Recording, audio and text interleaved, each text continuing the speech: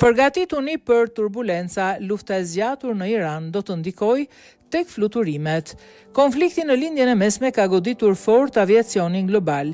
Fillimisht fluturimet u ndaluan në hapësirat ajrore më të ngarkuara të botës, duke lënë avionët në tokë dhe mijëra pasagjerë të bllokuar.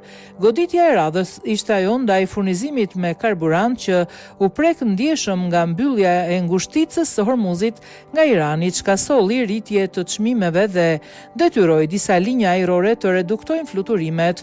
Për momentin, situata është stabilizuar pjesërisht, thot BBC.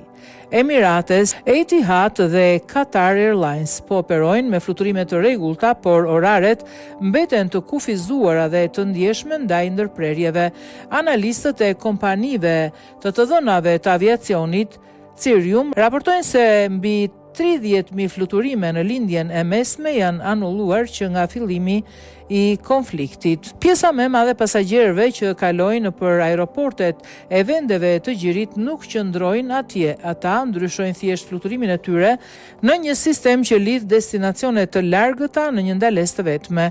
Kjo ka bërë që Dubai, Abu Dhabi dhe Doha të jenë pikë kyçe për udhëtime nga Europa dhe Amerika drejt Australisë, Azisë Juglindore dhe Indisë.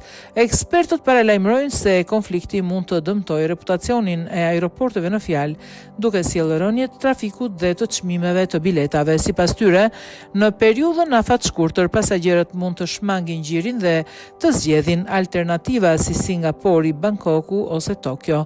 Por edhe nëse më vonë modeli i shteteve të gjirit do të marrë vete në mënyrë që të konsiderohet sërish një sukses, ndikimi mbi turizmin dhe biznesin do të jetë i madh, thot BBC, sipas së cilës rikthimi në normalitet do të jetë një sfidë që mund të zgjasë disa vite.